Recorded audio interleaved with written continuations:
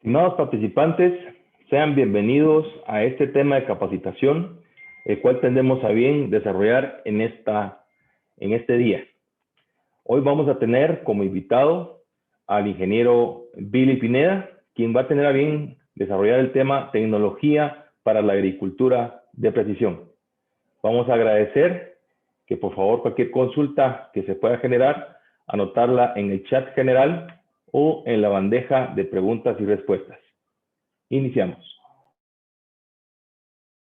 Bueno, la idea de hoy es platicar un poquito sobre cuál es la diferente disponibilidad de tecnología que tenemos hoy día para lo que es agricultura de precisión.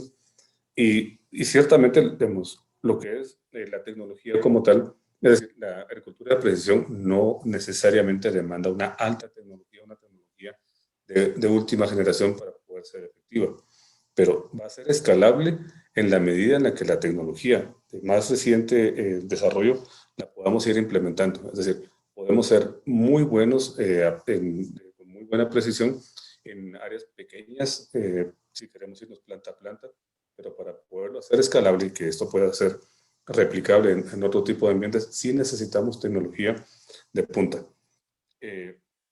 Una de las principales tecnologías que tenemos últimamente asociada a lo que es la agricultura de precisión son los drones. Y los drones como tal son solamente un vehículo, es decir, el dron no es otra cosa más que un aparato que lo que nos ayuda es a transportar un sensor. En este caso puede ser una cámara, puede ser una cámara normal, una cámara RGB, que toma fotografías normales, o cámaras multiespectrales que nos permiten a nosotros ver otro tipo de información, otro rango del espectro de lo que tenemos nosotros en ¿cómo se llama? En el suelo o en la vegetación que estamos viendo. Otro tema que podemos ver es, por ejemplo, podemos poner sensores termográficos que nos permiten a nosotros ver o contar con información de cuál es la característica de temperatura que tienen los objetos que están en la superficie, que es lo que estamos viendo, y poder empezar a derivar otro tipo de información. Podemos tener sensores LIDAR, que un sensor LIDAR no es, bueno, es un sensor láser pues, que tira haces de luz y lo que hace es ir midiendo poco a poco cómo es que se van reflejando estos o rebotando, por decirlo de alguna forma, y medir algo de lo que está en el espacio y poderlo modelar. Imágenes se pueden obtener sensores de radar, en fin. Pero el vehículo en sí es el dron. Entonces, el dron como tal requiere también ser un dron o un aparato, en este caso son vehículos aéreos no tripulados, dependiendo de la reglamentación de cada país. En el caso de Guatemala, pues los conocemos como BANT o vehículos aéreos no tripulados o bueno, básicamente. En otros países, pues aquí inclusive en El Salvador y lugares alrededor de nosotros, pues les llaman de otra forma. Hay una regulación específica que nos permite a nosotros, digamos, utilizarlos o gerenciarlos o administrarlos dependiendo de lo que estemos haciendo. Es decir, hay vehículos pequeños, hay grandes, hay drones pequeños, hay grandes. Entonces, en función de eso, también va de la mano la legislación o las reglamentaciones que podemos tener. Aquí en el caso de Guatemala, pues la aeronáutica civil tiene una reglamentación que nos permite, pues primero nos obliga a hacer un registro, tener un permiso y en algún momento pues tener algún tipo de certificación para su pilotaje. Lo que les mencionaba hace un momento, el dron como tal, pues es solamente el vehículo, pero ahí podemos nosotros instalar sensores, y los sensores son ese tipo de dispositivos que nos permiten a nosotros obtener un registro de algo sin tener contacto con el objeto que estamos observando, lo que mencionábamos hace un momento, un sensor termográfico, por ejemplo, que está muy de moda ahora, que nos toma la temperatura cada vez que entramos a un lugar o salimos, no necesita tener un contacto con nosotros para poder medir nuestra temperatura. Entonces solamente mide ¿cómo se llama? Mide la temperatura, o en este caso es un rango del espectro, que es el infrarrojo térmico, el que nos permite, digamos, el que permite cuantificar cuál es ese valor de temperatura que tenemos. Eso es lo que hace un sensor realmente. Entonces, lo que hace normalmente es que toma una imagen, la puede tomar de manera secuencial, y la ventaja es que es georreferenciada. Es decir, estamos viendo normalmente que se puede tomar una imagen o una fotografía, realmente es una imagen, a cada cierto tiempo y esa poderla utilizar para algo más. Esa es una de las principales ventajas de los sensores, que nosotros podemos ver áreas muy grandes o tomar áreas mucho más extensas sin tenerlas que recorrer. Imaginémonos eh, que queremos ver un área de, digamos, de palma. Si nosotros quisiéramos o tuviésemos que subirnos a una palma para ver cómo está la corona y ver qué es lo que está pasando ahí, ¿cuánto nos tomaría tenernos que subir a una palma, evaluarla, bajarnos y pasar a la siguiente y volvernos a subir y evaluarla? Imaginémonos que ya sea un cultivo pues ya establecido, que tenga unos 10, 15, 20 metros de altura las palmas, pues estar haciendo esa tarea nos permitiría a nosotros solamente cubrir una cantidad muy pequeña durante un día de trabajo. Entonces, si nosotros lo hiciéramos con un dron, con el dron solamente lo subimos y tenemos, ¿cómo se llama? Una gran área que podemos cubrir, no sé, pensamos en unas 50, 200, 250 hectáreas en un día. Y eso es algo que podríamos hacer muy sencillamente. Y esa es la ventaja del que nos dan a nosotros los drones y en este caso, pues los sensores que podemos colocar. Pero no solamente ese tipo de sensores hay, es decir, hay una gran infinidad de sensores. Tenemos sensores que miden las características propias del suelo. Hay unos sensores que instalados en el suelo nos dicen a nosotros cuál es la dinámica de nutrientes que hay ahí. NPK en diferentes características, pero nos pueden dar la nutrición del suelo y nos la están transmitiendo a nosotros constantemente vía algún modelo, algún modo, alguna tecnología para transmitir la información remotamente. Lo mismo pasa con otros sensores, por ejemplo en el suelo también, que nos pueden dar a nosotros la idea de cuál es el contenido volumétrico de agua que hay ahí, cuál es el movimiento de sales, cuál es la capacidad de intercambio catiónico. Podemos medir diferentes características en el suelo y tener esa información constantemente. O emular, por ejemplo, la humedad en la hoja y poder tener esa información también de forma constante. Y ahí nos metemos también en el otro tipo de sensores, como por ejemplo las estaciones meteorológicas. Una estación meteorológica, pues obviamente también tiene sensores. Mide la precipitación, mide la temperatura, mide la presión atmosférica, en fin, nos da una gran cantidad de información y obviamente, pues, en ese caso, pues sí está en contacto con algunas de esas cosas, pero la idea es que todo lo que nosotros podamos tener en el campo, que nos pueda dar información de lo que está sucediendo en el campo, eso es un sensor. Máximo, pues si nosotros no tenemos que estar ahí. Y una gran modalidad que tenemos hoy día es es el Internet de las Cosas. Es una tecnología que ha estado muy en boga en los últimos años y cada vez se hace un poquito más fácil de instalar o de implementar en las diferentes áreas, conforme una mejor velocidad tengamos para transmitir la información. Por eso es que estamos hablando de tecnología 5G en transmisión de datos. 5G significa que nos va a dar mucha mayor velocidad y mayor estabilidad. Entonces podemos tener muchos más dispositivos instalados, muchos más sensores instalados en el campo o en cualquier otro lado y van a estar transmitiéndonos información sin perder ni la calidad de la información ni la cantidad o la frecuencia de la misma. Entonces, eh, mientras mejor podamos tener conectividad, pues mejor información vamos a tener. Y eso es el Internet de las Cosas. El Internet de las Cosas es tener algo conectado, algún dispositivo pequeño o grande, no importa realmente, que estar conectado a alguna red y que nos esté mandando información a un punto en el que nosotros lo podamos visualizar. Y ahí es donde surgen otro tipo de tecnologías, que son las tecnologías para el trato de la información, digamos, hacer inteligencia con la información. Y dentro de eso entra digamos, data scientist o ciencias de datos, machine learning, inteligencia artificial y otro tipo de tecnologías que nos permiten a nosotros, conociendo, digamos, colectando toda la data, agrupándola de cierta forma y llevándola a un modelo, a una modelación de la data que nos diga algo. Tenemos un montón de información, tenemos información en el suelo, en la planta, en las hojas, en el clima, tenemos imágenes de satélite, imágenes de drones, tenemos todo, pero sentarnos nosotros a tabular toda la información o a ver toda esa información y empezar a analizar línea por línea, registro por registro, pues también nos tomaría un poquito de tiempo. Y es ahí donde entran estas técnicas de Machine Learning e inteligencia artificial.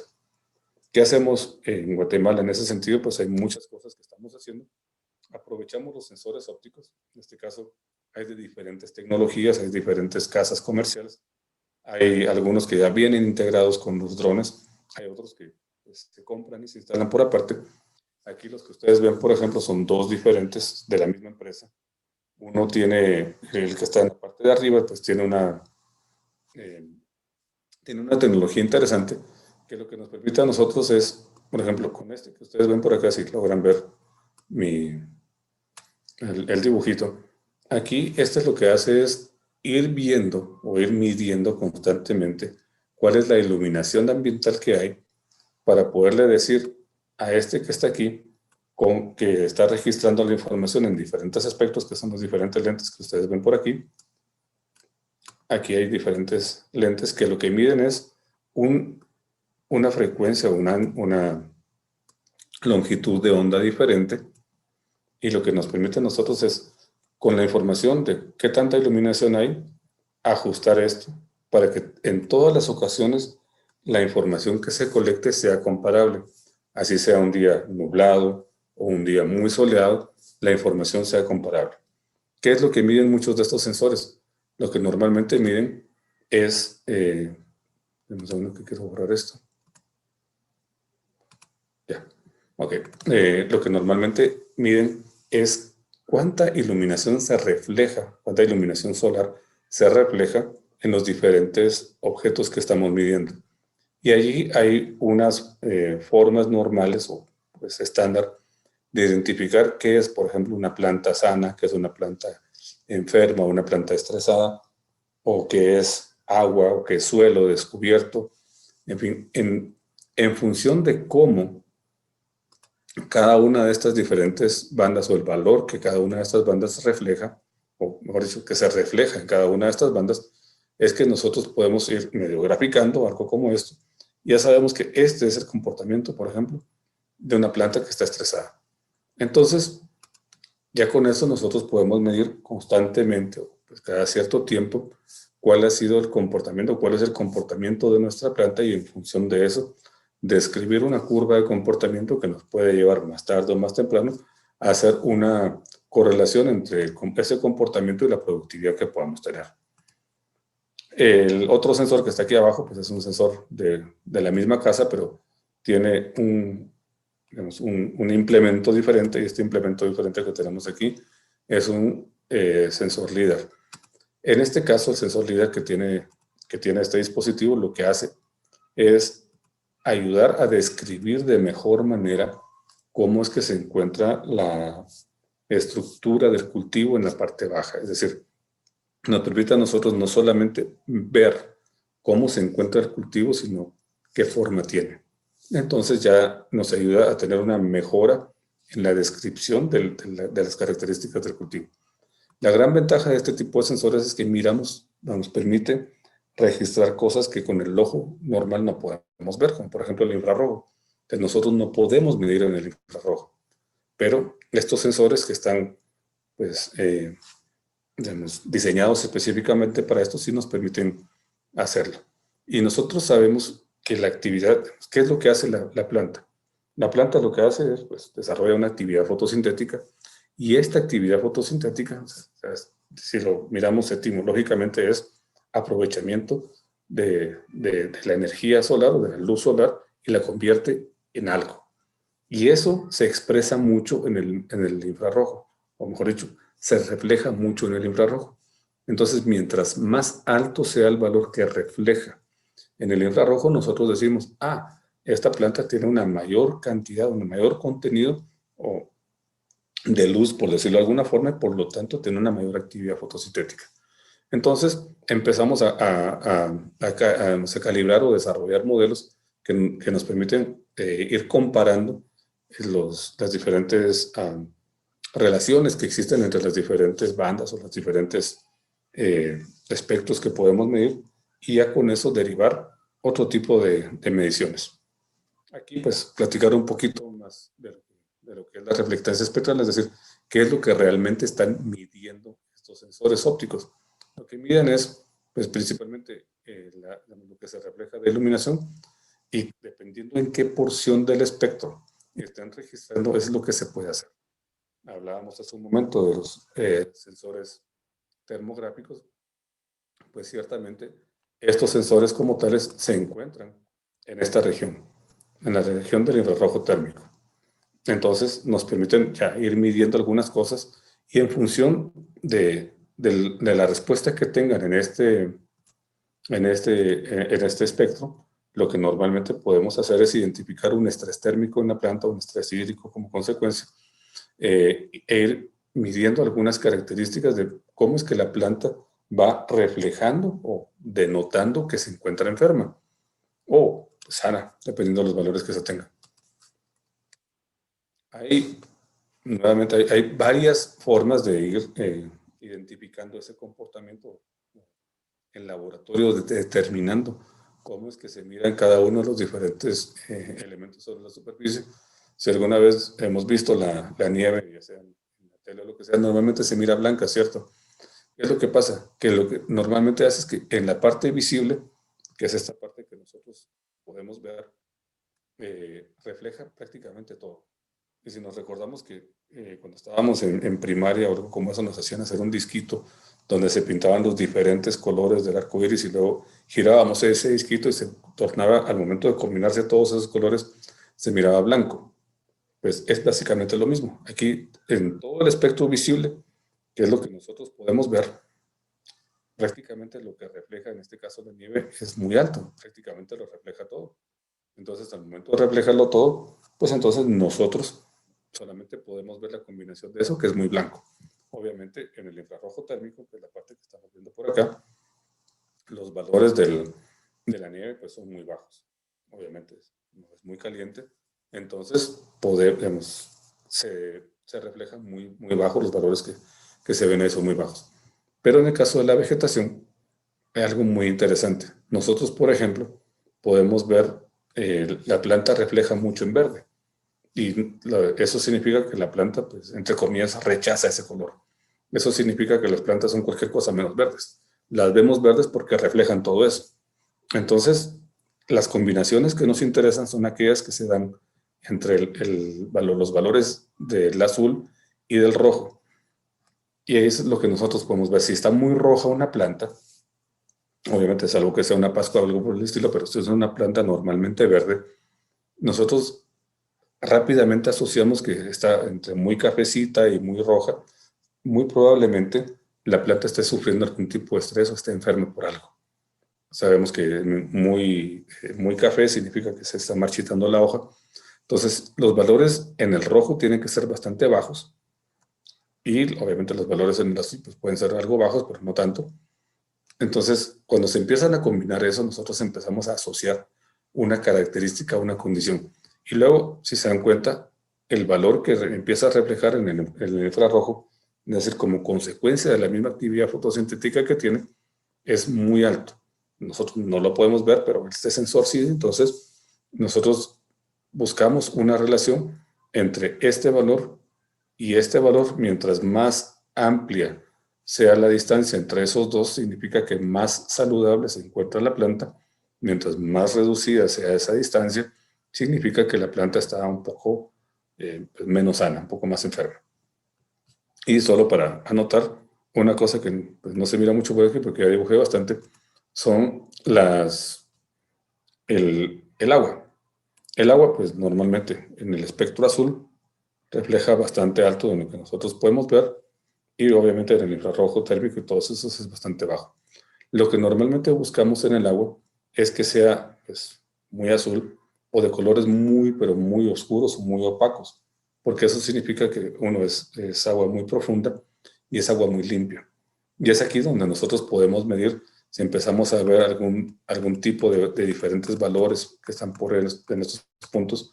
Significa que hay algo en la superficie que no nos permite a nosotros observar el agua. Entonces podríamos empezar a hacer análisis de calidad de agua, de turbidez del agua, o en su momento, pues como se hizo en el lago de Atitlán y de Matitlán también, identificar pues, el crecimiento de algún tipo de cianobacteria, perdón, por aporte de proteínas adicionales al equilibrio que normalmente se tenía. Entonces, hay muchas aplicaciones sobre esto.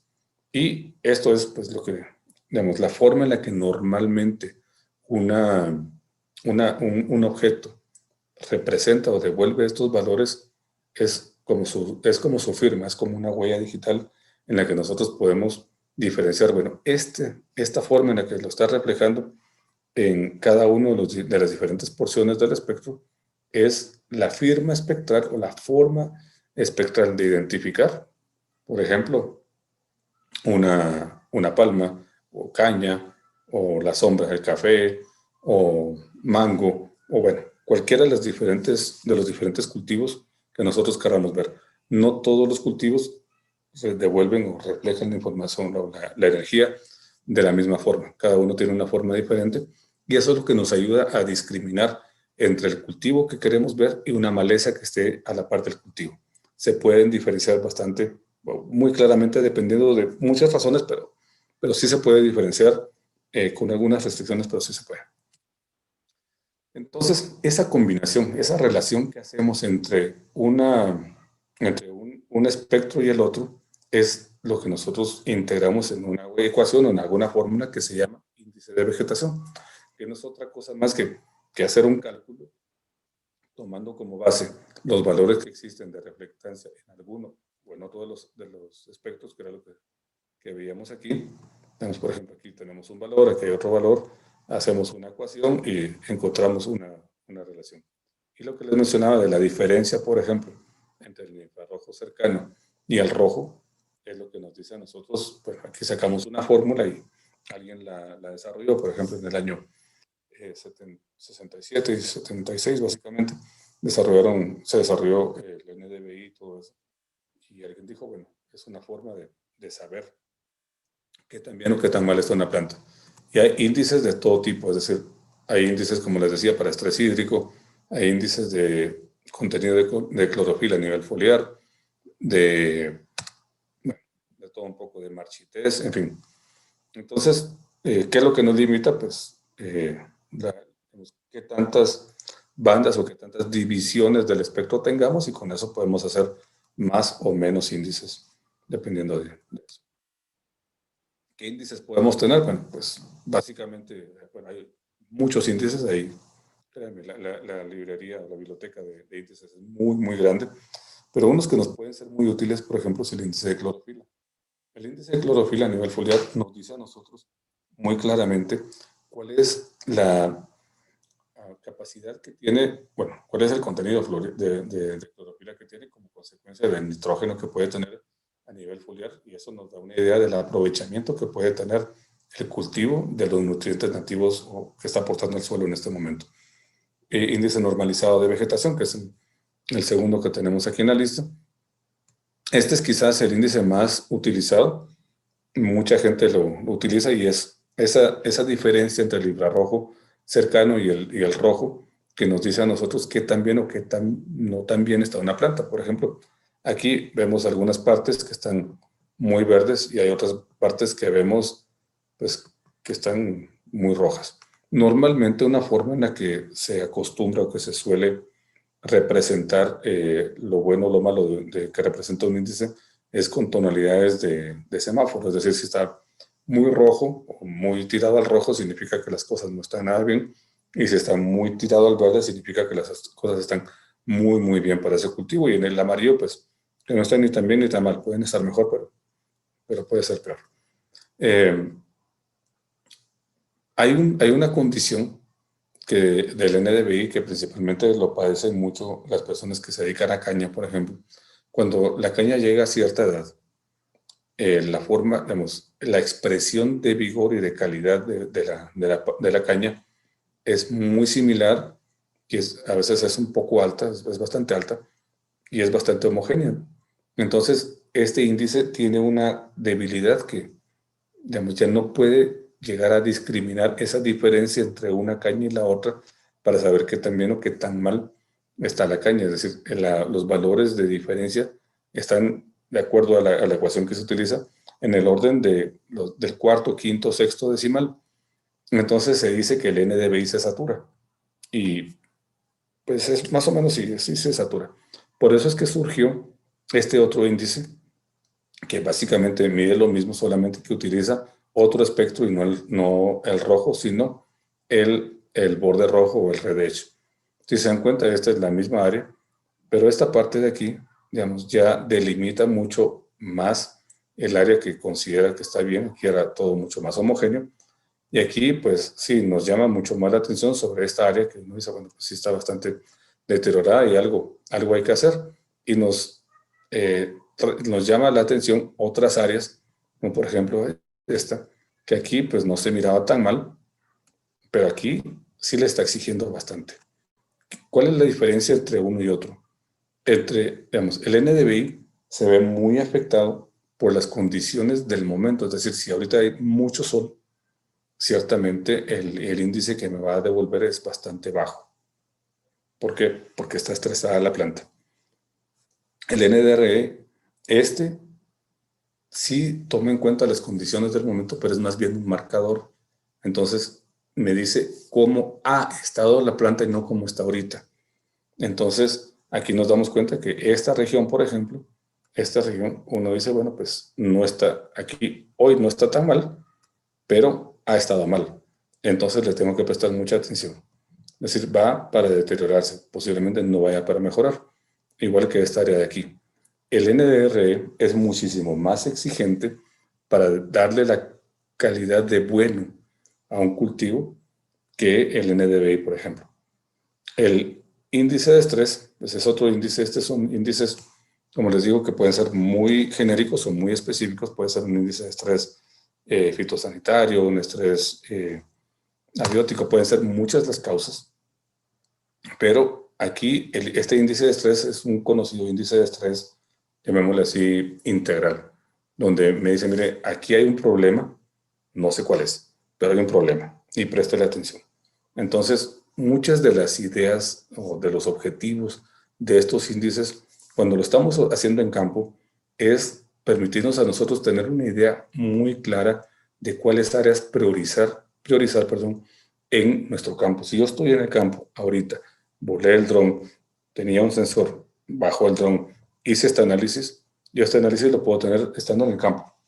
Lo tengo en el campo y ya que estoy aquí, empiezo a ver, ok, por ejemplo, si yo estoy aquí parqueado, yo ya sé que, digamos, tengo que dirigirme a un área que está por acá, tengo que dirigirme al área que está por aquí, bueno, principalmente a las áreas que están un poco más por acá, porque son las áreas que necesitan más de mi atención. Y posiblemente, dependiendo de la edad del cultivo y el tipo de cultivo, puede hacer que yo todavía tenga la oportunidad de realizar alguna práctica agronómica que me permita corregir o mejorar la condición que tiene el cultivo. Puede ser que sí, puede ser que no. En este caso, el que estamos viendo es caña, precisamente, es una caña ya de varios meses, ya es una caña adulta.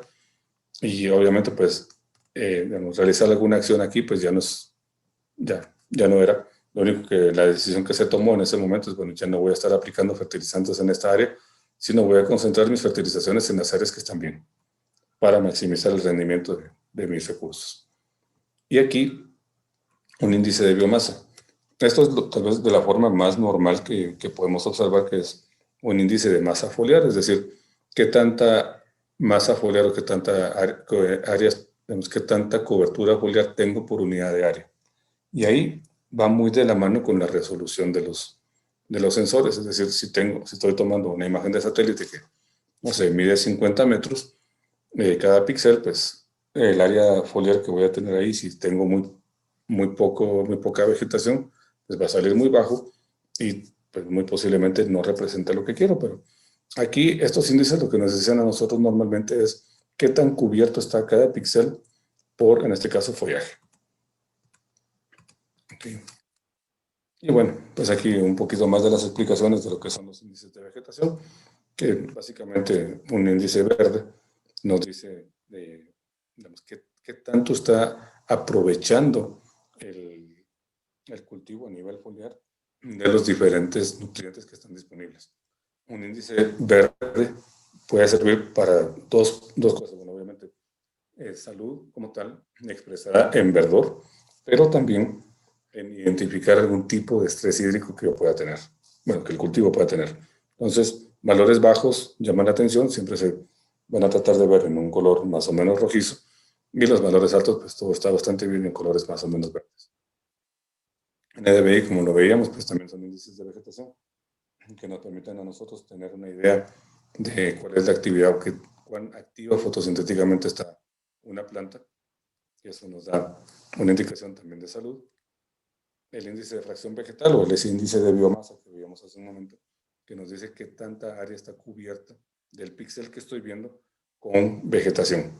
Y eso nos puede servir para saber qué áreas están en donde ya tenemos brote, por ejemplo, si es en etapas muy tempranas del cultivo, si puedo medir qué tanto está emergiendo ya el cultivo que quiero, o pues si todavía se encuentra en un estadio bastante temprano y no se ha desarrollado lo suficiente. Y eso es importante para temas de resiembra o cosas como eso, hacer alguna actividad que me permita pues homogeneizar la cobertura del cultivo y maximizar la producción. Este es el mismo índice de normalizado de vegetación con borde rojo o extremo rojo, red edge. La verdad, la traducción a veces es un poquito compleja. Pero este es el marcador. Este sí le exige mucho más al cultivo para verse bien. Por ejemplo, si nos dimos cuenta en las anteriores, por ejemplo, en esta imagen que está por aquí, vemos que aquí abajo, si hay esta es palma, obviamente, una palma que uno ve, pues sí, está verde por aquí, hay unas partes que están rojas, pero no pareciera ser algo tan grave. Si nos vamos al red edge, este en particular, sí me exige a mí, o le exige a estos, algo más. Si se dan cuenta, hay áreas negras, hay partes muy rojas, hay partes amarillas, pero casi no hay partes verdes. Eso significa que realmente la condición, en este caso de esta palma, iba empeorando y ha estado muy mal a lo largo del tiempo. Entonces, no se deja engañar, por decirlo así, de la condición en la que está en este momento, sino le exige mucho más para poder decir que está bien o que está mal. ¿Cuál es bueno, cuál es malo? Pues la verdad que todos los índices tienen aplicaciones diferentes dependiendo del tipo de cultivo. Por ejemplo, un índice de marchites ¿cómo se llama? En caña, por ejemplo, a partir de cierta edad, es muy bueno para medir pues, si ya todo está listo para cosecha. O en trigo, por ejemplo, que también se está desarrollando el trigo. Pero si aplico ese mismo índice de marchites en arroz, por ejemplo, pues en arroz no se debería ver marchito, no se debería ver amarillo. Entonces hay aplicaciones diferentes para cada uno de los índices y también que un índice de vegetación sea muy bajo en cuanto a cierto número al índice que tiene.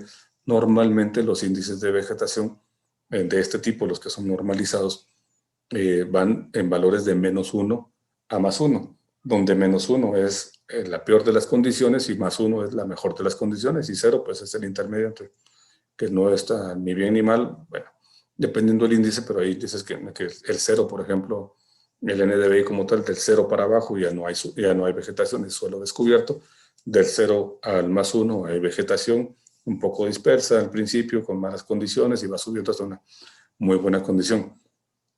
Pero por poner un ejemplo, si yo tengo un índice de vegetación que para este cultivo es, no sé, 0.50, por poner un número, 0.50, y ese valor es muy bueno para este cultivo, en esta región, ese 0.50 para ese cultivo no va a ser, no puede significar o no tiene que significar necesariamente lo mismo en otra región. Por ejemplo, si a mí me funcionó en Finlandia, no debería esperar que ese mismo valor me funcione en Huehuetenango, por ejemplo. Las condiciones son diferentes, la variedad muy posiblemente sea diferente, es decir, hay muchas cosas diferentes, por lo cual uno no debería de pensar en extrapolar los resultados, sino siempre hacer un proceso de calibración. El índice de estrés generalizado, como les mencionaba, pues nos dice qué tan estresada o no se ha encontrado una planta o un área de cultivo. El índice de clorofila, pues nos cuenta eso precisamente, cuál es el contenido de clorofila, que más tarde, más temprano, lo podemos convertir mediante algunas formulitas en nitrógeno foliar. Okay. Y bueno, algún otro tipo de aplicaciones, como por ejemplo identificar qué tanta del área que nosotros tenemos está cubierta con el cultivo que esperamos, o en este caso, pues, qué tanta no se encuentra tan cubierta. Y es un análisis, por ejemplo, de línea azul. Es decir, la idea de colectar data o de colectar imágenes es traducirlas en algo. Es decir, si nosotros nos ponemos a evaluar línea por línea, palma por palma, caña por caña, o soca por soca, imagínense, nos tardamos un montón de tiempo. Pero si lo hacemos de una forma un poco más automatizada, podemos ver otro tipo de cosas. Como por ejemplo, aquí, pues, claramente, de una forma visual, le puedo decir, bueno, esta área sí está bastante mal en comparación con esta otra área que tengo aquí. Pero, ¿qué tan bien se encuentra esta área con respecto a esta otra que tengo acá? Entonces, hay que correr algún tipo de análisis, hay que hacer algo que nos permita a nosotros hacer de una forma cuantificada y replicable todo este tipo de procesos. Uno que nosotros hemos visto que tiene bastante importancia a nivel comercial es el análisis de línea azul.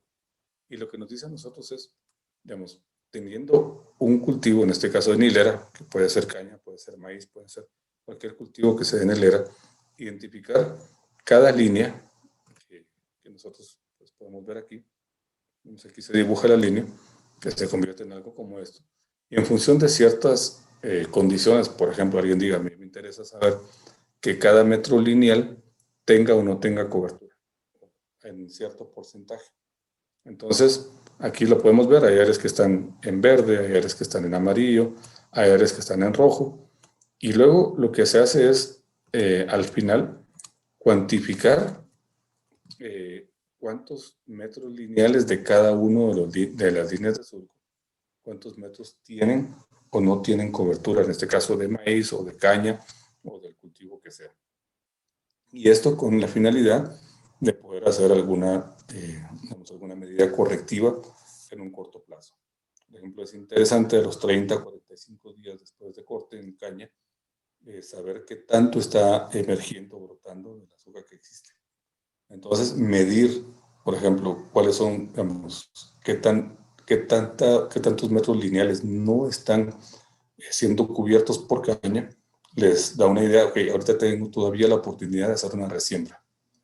O bien, si es demasiado mal el resultado, pues bueno, hacer una renovación total.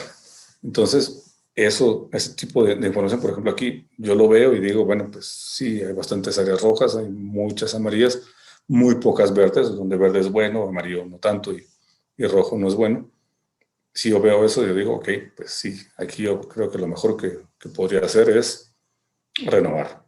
O pues simplemente no, hay suficiente área amarilla, eso significa que ahorita no ha terminado de brotar, va a brotar más tarde, más temprano y posiblemente cierre de espacios y sí tengo una muy buen rendimiento, pero ya me da una idea del rendimiento que puedo tener. En imágenes, otro tipo de aprovechamiento de las imágenes multiespectrales como tal, como mencionábamos hace un momento, de identificación o la discriminación entre el cultivo que me interesa y un cultivo o una vegetación que está ahí que no me puede interesar, como en este caso, caña y una maleza que es caminadora. Entonces, se puede hacer esa discriminación, se pueden clasificar y cuantificar, saber qué tanta área está cubierta por maleza y también, pues, no solo determinar que hay una maleza o algún tipo de maleza, sino poder determinar, bueno, es gramínea o latifolia, qué tipo de maleza es para saber qué tipo de producto debería yo de poder aplicar para tener algún control. O, pues, si ya es demasiado tarde y no lo voy a controlar, pues al menos ya sé que cuando pase digamos, después de cosecha, ya tengo que hacer alguna medida correctiva para minimizar el impacto en la siguiente cosecha de esta maleza. Otro tema es, por ejemplo, dependiendo del tipo de cultivo que estemos generando, se puede contar cada una de las unidades productivas. Por ejemplo, en este caso, la verdad es que no me recuerdo qué es, pero ha de ser posiblemente, no sé, debe ser algún tipo de vegetal que pues, se puede contar y lo podemos medir. Entonces podemos ver no solamente cuántos son, sino ir midiendo su comportamiento, su crecimiento. Es decir, en septiembre, por ejemplo, de 2018 se veía que estaba muy pequeño y luego pues fue creciendo y cada vez crece un poquito más y nos permite a nosotros llevar ese control, esa trazabilidad de cómo estaba, cómo fue creciendo, si tuvo alguna enfermedad, e ir asociándole todas esas condiciones, esas características digamos, que podemos medir con su crecimiento o con su desarrollo, perdón, para poder saber, bueno, este llegó a este calibre porque pues, se enfermó, porque tuvo alguna condición, o bueno, podemos empezar a hacer ese tipo de asociaciones.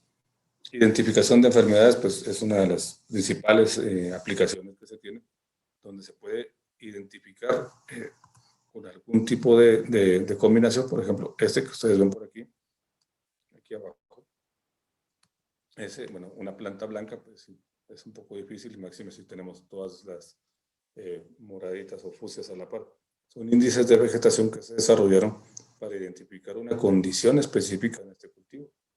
Y al momento de correr ese índice o ese algoritmo sobre las imágenes, se logra diferenciar e identificar a cada una de ellas con esa pues, firma espectral, lo que decíamos hace un momento, de la forma en la que cada una de las plantas, con cada una de las condiciones, refleja la iluminación solar, pues podemos saber cuál está enferma, cuál no está tan enferma, y hacer un conteo para poderle decir al agricultor, bueno, estas condiciones son las que usted esperaría en su cultivo, y como las podemos ver, las podemos georreferenciar, se le puede dar un mapa muy, muy detallado donde él pueda ir y visitar cada una de estas plantas, en este caso pues es palma, ir a visitar a cada una de las palmas y decir, ok, tenemos este problema en esta palma en particular, y no solamente decir, bueno, en todo este lote hay un 10% de problemas. No, podemos ir y señalar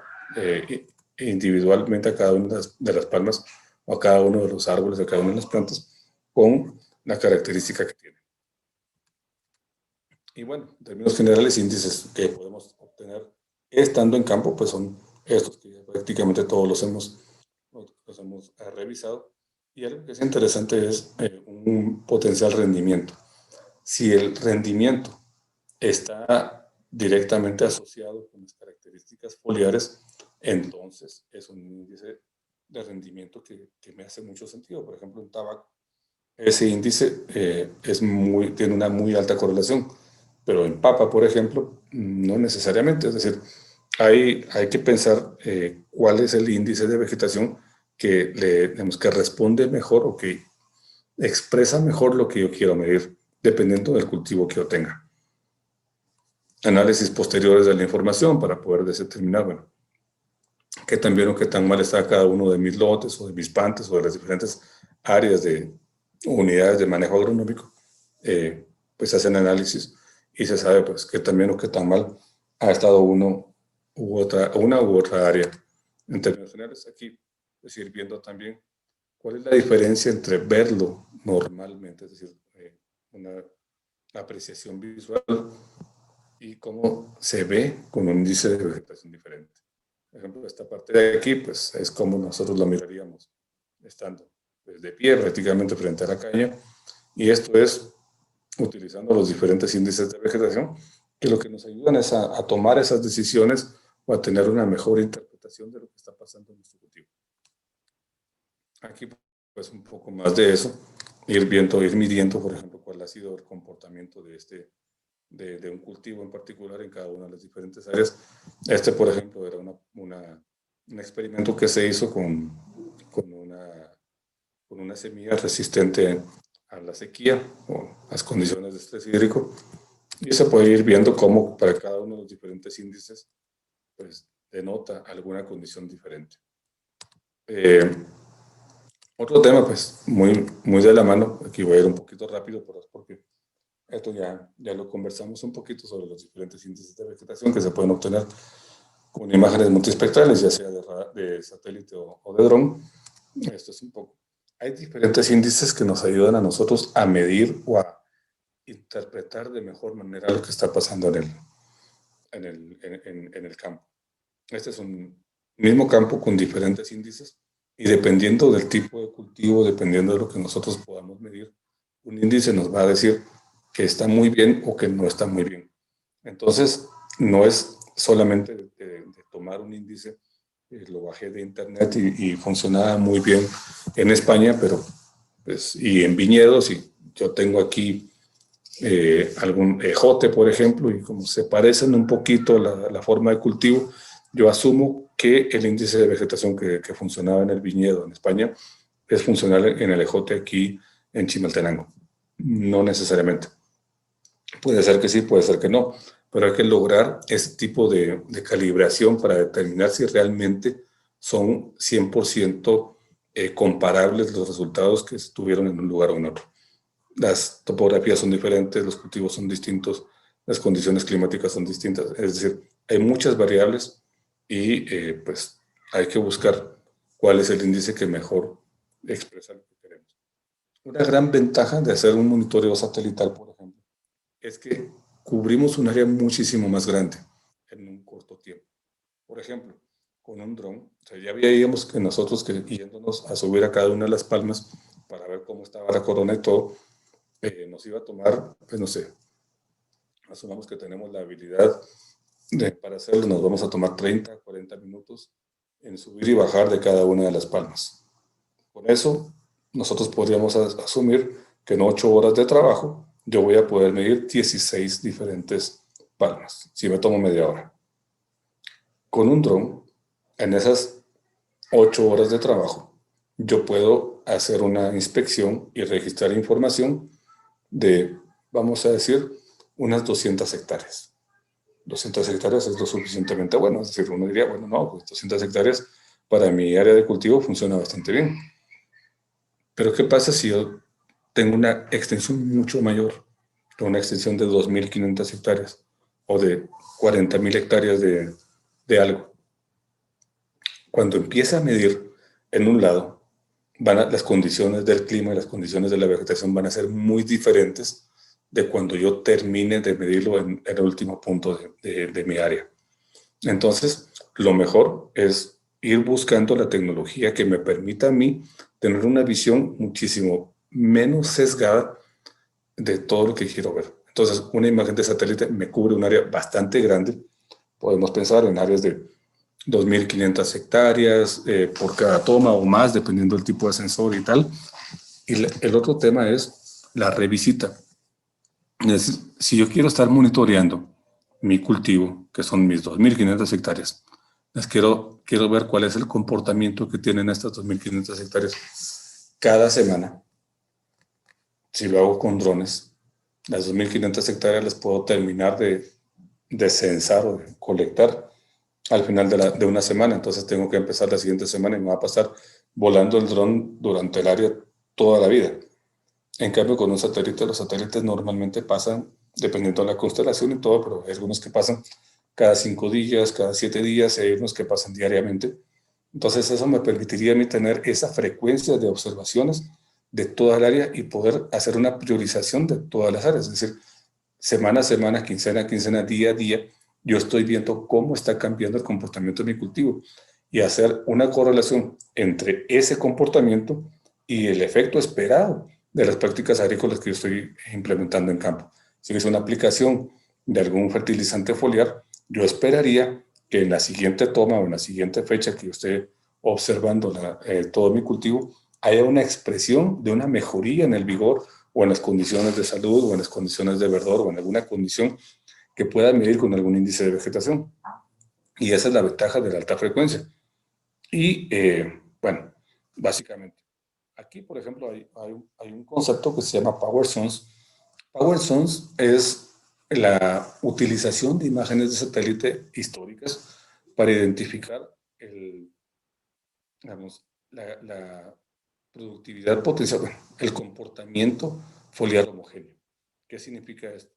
Normalmente nosotros podemos contar con 4 o 5 imágenes por mes de cada área de cultivo y generar un índice de vegetación que se llama CPI. Ese índice de vegetación CPI integra 3 grandes aspectos. Uno de ellos es densidad. Ya vimos que mientras más cubierta el área, pues asumimos que está un poco mejor el cultivo.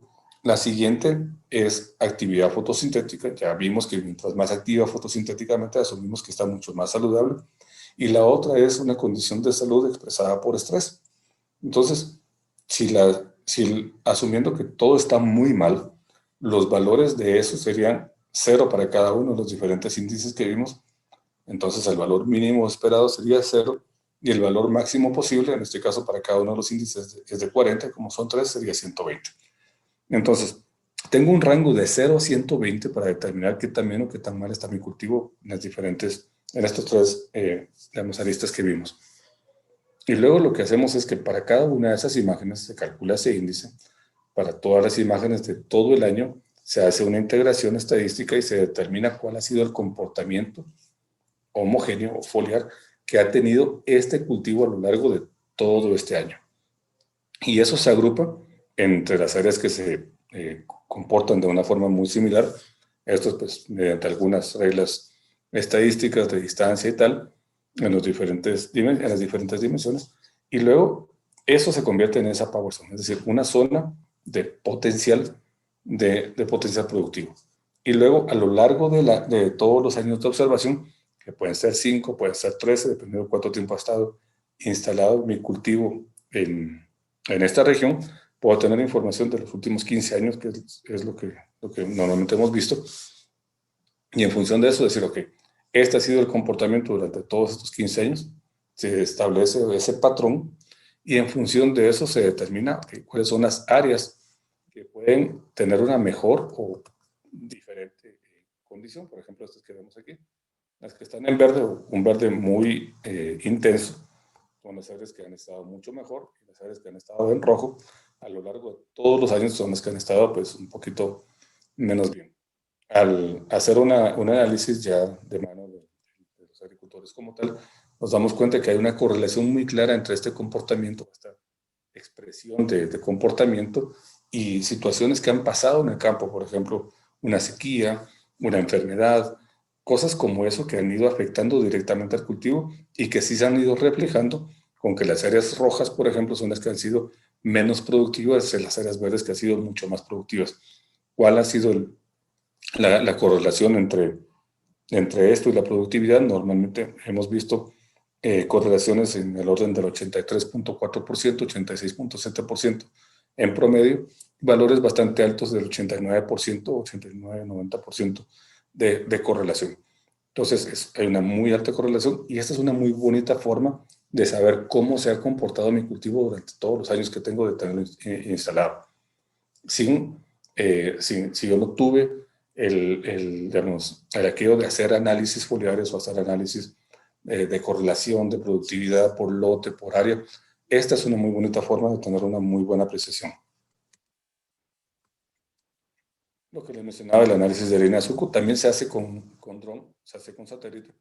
Aquí pues es un poquito más evidente la funcionalidad, es decir, hacerlo en un lote o en un área es mucho más fácil que hacerlo en un área completa de un ingenio, 20.000, 30.000 hectáreas de solo caña. Entonces, lo mismo se hace, es un análisis donde se determina cuáles son las líneas que siguen o el surco que siguen las hileras como tal, se determina el contenido de masa foliar y en función de eso pues se determina, como lo mencionaba, hacer un reporte, se obtiene un reporte de cuáles son las áreas en las que tenemos más o menos cobertura de cultivo dependiendo de los parámetros que diga el cliente. Si él dice, no, a mí me interesa abajo del 20%, que aparezca como que no tiene cultivo, de 20 a 60% tiene cultivo, poco, y de 60 en adelante está muy bien. Yo no voy a tener intervenciones que tengan de 60% en adelante de cada metro lineal. Y esto es más o menos lo que se obtiene. Y no solamente, obviamente, no solo una gráfica de barras, sino pues su representación en el mapa como debería. La ventaja de esto es que este tipo de archivos pueden ser integrados en plataformas digamos, automáticas en tractores para poder saber en qué área es la que tienen que hacer una resiembra o aplicación de algo. Entonces, este archivo se traslada directamente a un dispositivo de algún tractor y se integra pues sin ningún problema. Aquí un poco más de esto, análisis de conteo de palmas, pues eso básicamente, este es un área de más o menos 40.000 hectáreas de palma, donde se hizo el análisis, cada puntito amarillo que ustedes ven por ahí es una palma, entonces se tiene la individualización de cada uno de cada una de las diferentes palmas, y no solamente, qué bonita, ahí está la palma, y tener un inventario, que es una forma, digamos, es un producto muy interesante y de algo muy útil para auditorías o controles de crecimiento, en fin, propios del agricultor, sino también para saber cómo se ha ido comportando esta palma o este individuo a lo largo del tiempo. Entonces, sabemos, ok, ha estado enfermo, por ejemplo, en este caso, los que están por aquí abajo, vemos algunos rojos, pues los rojos han estado más o menos enfermos, estos que están por aquí, y vemos que hay unas áreas muy interesantes que están por acá. Entonces, muy posiblemente ahí tengamos algún problema. Puede ser algo muy sencillo, puede ser que tengamos trip, puede ser que tenga algún tipo de afectación que se pueda ir midiendo.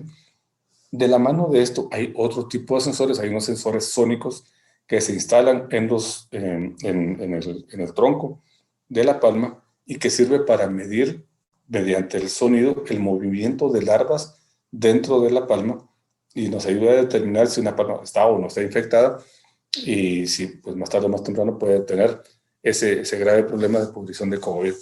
Entonces, es otro tipo de sensores que también se representan, nos mandan información vía telemetría, ya sea Bluetooth y tal, o LoRa, nos mandan esa información y como cada uno de los sensores está georreferenciado y tenemos a cada una de las palmas identificadas, sabemos qué palma es la que está enferma, qué palma es la que está sana, y en función de eso tomar alguna decisión agronómica sobre qué hacer. Bueno, pues vamos, toda esta área que está por acá, yo pues sí, me preocuparía un poquito sobre estas e iría a investigar, le instalaría este tipo de sensores y ver si realmente tienen algún problema de larvas o no, y en función de eso, pues tomar alguna decisión a posteriori, ya sea, pues lo que normalmente hacen es que les inyectan glifosato para pues matarlas y que ya no infecten a los demás, pero puede ser esa u otro tipo de prácticas.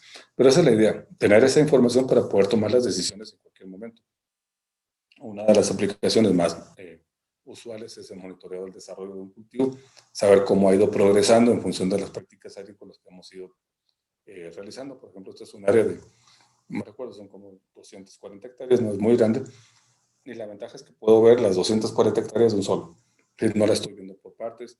Y una gran ventaja, que como vimos al principio, hay mucha tecnología para visualización de esta información, y hay muchas plataformas que yo las puedo tener en mi teléfono, puedo tener instalada una aplicación que me permita ver a mí este tipo de mapas. Entonces yo desde el teléfono puedo estar monitoreando mi finca, estar viendo los mapas que tengo, las condiciones, los índices de vegetación, el comportamiento.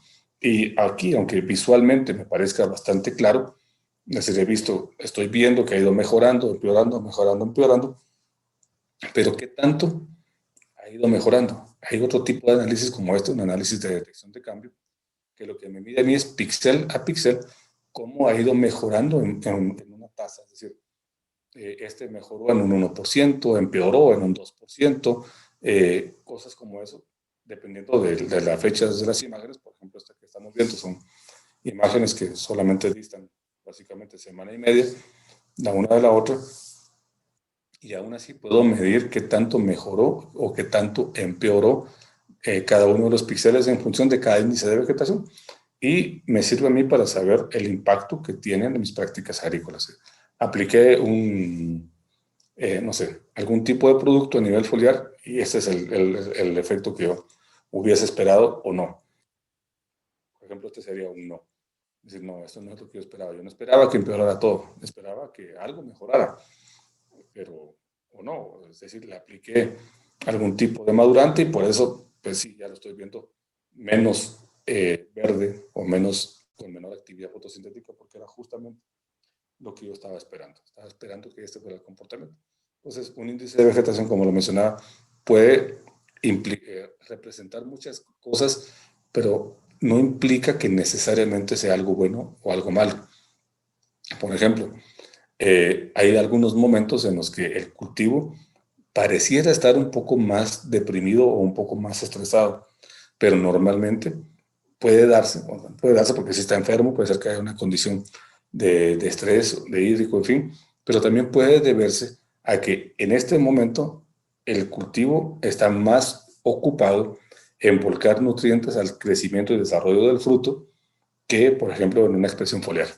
Entonces no le interesan tanto sus hojas, sino le interesa más el fruto. Y por eso se ve más deprimida, entre comillas, a nivel foliar, pero está mejorando su condición de fruto.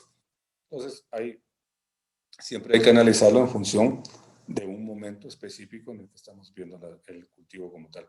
Aquí pues vemos un comportamiento del cultivo, vemos en la primera imagen que el área de la derecha está bastante roja, y eso no implica que esté mal, sino implica que ya fue cosechado. En la siguiente imagen vemos que ya empieza a verse menos rojo y así pasa hasta que ya se desarrolló el cultivo que había sido cosechado ahí. Y del lado izquierdo del río nos damos cuenta que al principio estaba pues, más o menos verde, bueno, más bien parece amarillo, pero más o menos verde, y va mejorando en algún momento y de repente se vuelve todo rojo. Significa que fue cosechado. Entonces podemos ir viendo ese comportamiento para saber si lo que nosotros, digamos, lo que está pasando en el campo se está reflejando en lo que vemos con las imágenes, o pues deberíamos de esperar algo diferente. Análisis de sombra en café. Hay un par de estudios muy interesantes utilizando este tipo de tecnología, el LIDAR principalmente, que nos permite a nosotros medir por debajo de la sombra. Entonces, normalmente el café pues, tiene sombra, hay un manejo de sombra, pero la mayoría del café está bajo sombra. Y medir la densidad de follaje de la sombra, del café bajo sombra, normalmente pues es un poco complicado. No podemos tomar una imagen con dron porque pues va a ir topando entre toda la sombra. Y con satélite pues tampoco porque el satélite nos cubre, la sombra cubre el café.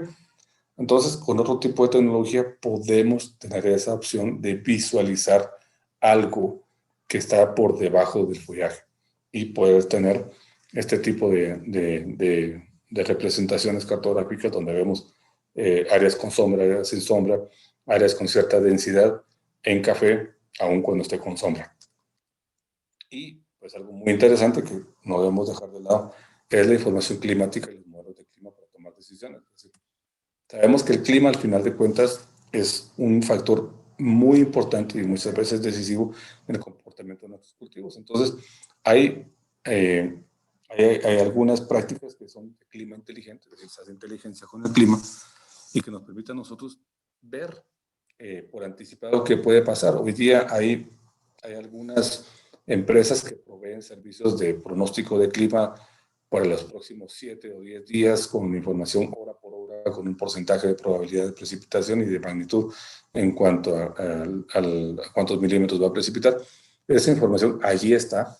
Lo único que pues, tenemos que hacer es aprovecharla y tener gráficas como esta donde nosotros podemos ver, por ejemplo, ventanas de pulverización, donde nos dice en función de cómo se espera que se comporte el clima en los próximos, el viento principalmente en los próximos días, pues cuándo deberíamos de poder hacer una aplicación. Entonces, aquí, por ejemplo, las áreas verdes son las áreas, o las fechas, perdón, en las que nosotros podríamos o deberíamos aprovechar para hacer ese tipo de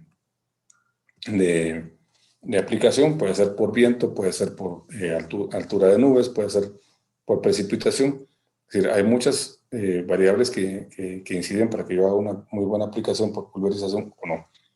O bien, si yo ya sé, por ejemplo, cuál es mi probabilidad de precipitación, la magnitud de precipitación, tengo la evapotranspiración potencial y ya conozco también la demanda de agua que tiene mi cultivo, pues muy fácilmente puedo hacer una estimación de la lámina de agua que debo aplicar en este día y a esta hora en particular.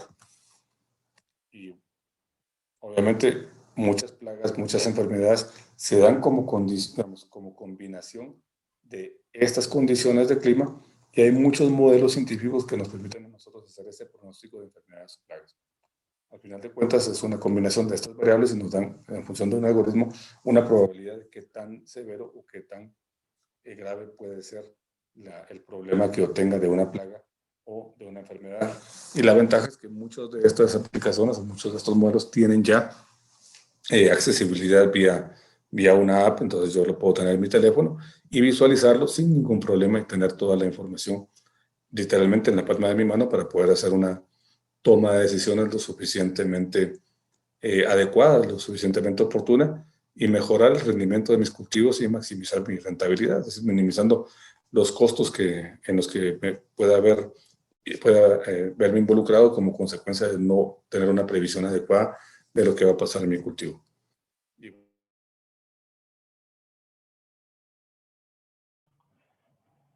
Bueno, pues es así como hemos tenido esta charla de capacitación con el ingeniero Billy Pineda. En cuanto a las preguntas que se han venido desarrollando, en el sentido de que hay alguna aplicación que se recomiende, pues actualmente las aplicaciones a recomendar van a derivar de qué es lo que vamos a nosotros a necesitar, qué elemento o qué implemento dentro del estatus de medición nosotros vayamos a requerir. Esta consulta casualmente fue elaborada con anterioridad por otras personas que participaban del tema, y la respuesta del ingeniero Pineda en su momento fue de que todo va a ser en base al el equipo que se pueda estar utilizando en el momento. Entonces, de esta manera, lo que se está desarrollando es que la intención de que la búsqueda de la aplicación o la recomendación sobre qué es lo que tenemos que utilizar va a ser en base al elemento, en este caso un dron, un sensor o un GPS, es básicamente la información que estos vayan a estar requiriendo. Agradeciendo nuevamente la participación en este tema de capacitación, les invitamos para la próxima semana a un nuevo tema, el cual estará bastante interesante como el que desarrollamos el día de hoy. Ya para terminar, hay una consulta más para las labores topográficas. ¿Qué tal funcional es el uso de los drones en altimetría? El uso del dron definitivamente es bueno en las oportunidades que nos pueda dar el poderlo sobrevolar sin tener algún intermitente o algún obstáculo que nos permita observarlo, el recorrido que él está realizando. Se sigue utilizando el GPS como tal. Todos los topógrafos o todas las personas que se dedican a la agrimensura como tal siguen utilizando muchos elementos de la agricultura de precisión, como la cinta métrica, el GPS, la estación total. Sin embargo, el dron únicamente va a servir no como un uso esencial en la función de la topografía, pero sí va a estimar en cuanto a la observancia de a una altura mayor del terreno donde nos encontramos, y de esta forma también adjuntar a los expedientes que se desarrollan en cuanto a la evaluación de terrenos, y es ahí donde el dron podría estarse utilizando. Sin embargo, les repito, se sigue utilizando la cinta métrica, la brújula, el GPS y el caminamiento como tal, que es algo más certero justamente en lo que es la topografía y la agrimensura en general. A ustedes, muchas gracias.